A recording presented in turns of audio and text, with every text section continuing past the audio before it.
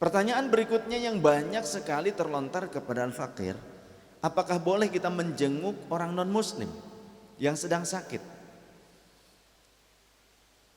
Diriwayatkan wa an Anas radhiyallahu anhu qala, diriwayatkan dari sahabat Anas bin Malik radhiyallahu an. Sahabat Anas bin Malik ini adalah pembantunya Rasulullah, menjadi pembantu Rasulullah selama 10 tahun lamanya, artinya tahu seluk-beluk kehidupan Rasulullah sallallahu alaihi wasallam, termasuk beliau pula lah yang meriwayatkan tentang kunut subuh yang dilakukan oleh Rasulullah SAW sepanjang hidup baginda Rasul.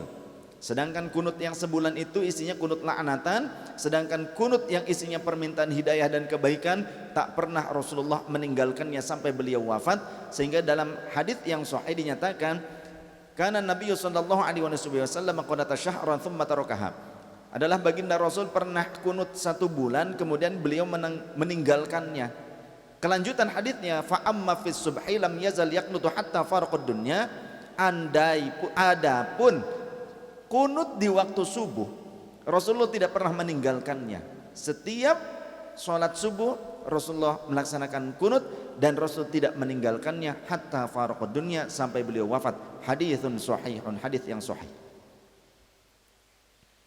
Tapi kunut itu sunnah, bukan wajib, tapi bukan bid'ah.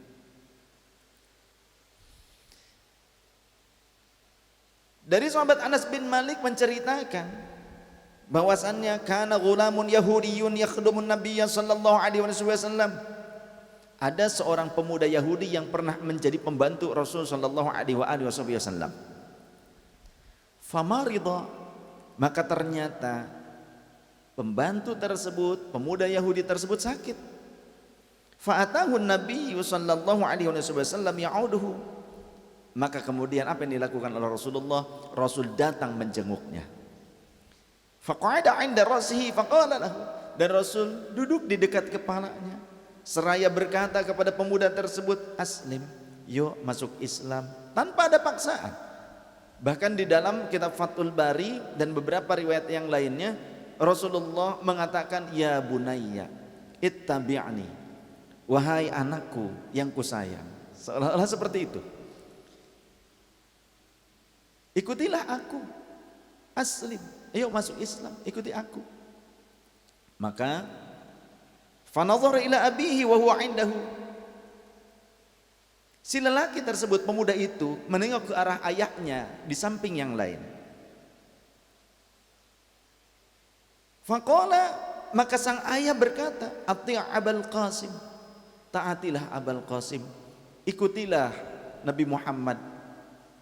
Padahal ayahnya belum Islam, tapi meridhoi anaknya untuk masuk Islam, ikuti atau mengikuti ittiba kepada Rasulullah sallallahu alaihi wasallam. Karena apa? Karena Rasulullah al-amin, orang yang jujur, yang bisa dipercaya, orang yang akhlaknya mulia, yang memikat hati. Jangankan kawan, lawan pun terpikat dengan keindahan akhlak Rasulullah sallallahu alaihi wasallam. Semoga Allah menganugerahkan akhlak yang indah kepada kita. Allah memberikan akhlak yang mulia, akhlakul karimah.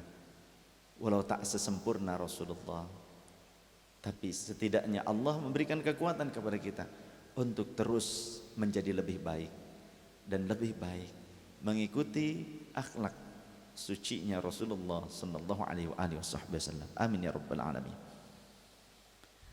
Ati Abul Qasim, kata ayah pemuda tersebut, ikutilah Abul Qasim.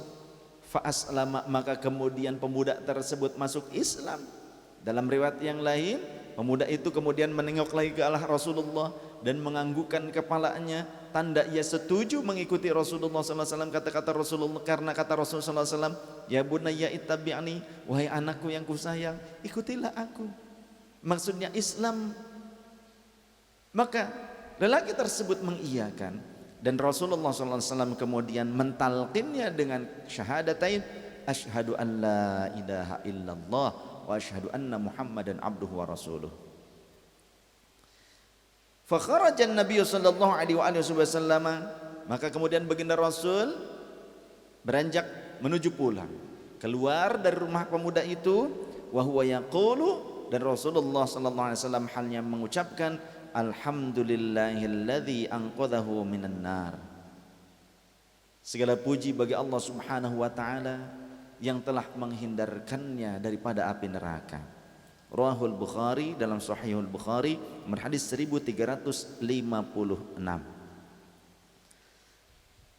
Jadi jawabannya ketika kita ditanya oleh orang lain, apakah boleh kami menjenguk saudara sesama manusia, sesama anak keturunan Adam alaihissalam, yang secara akidah memang bukan seorang muslim, bolehkah kami menjenguknya? Rasulullah telah memberikan suri tauladan yang terindah. Rasulullah telah memberikan contoh yang terindah. Jangankan terhadap sesama muslim, dengan orang non muslim pun Rasulullah begitu memberikan kasih sayang kepada mereka. Rasulullah perhatian kepada mereka. Jadi mengapa sekarang banyak orang yang mengatasnamakan Islam tapi bengis, jangankan kepada orang non muslim, kepada sesama muslim pun bengis, mencaci maki, kemudian memfitnah, berdusta.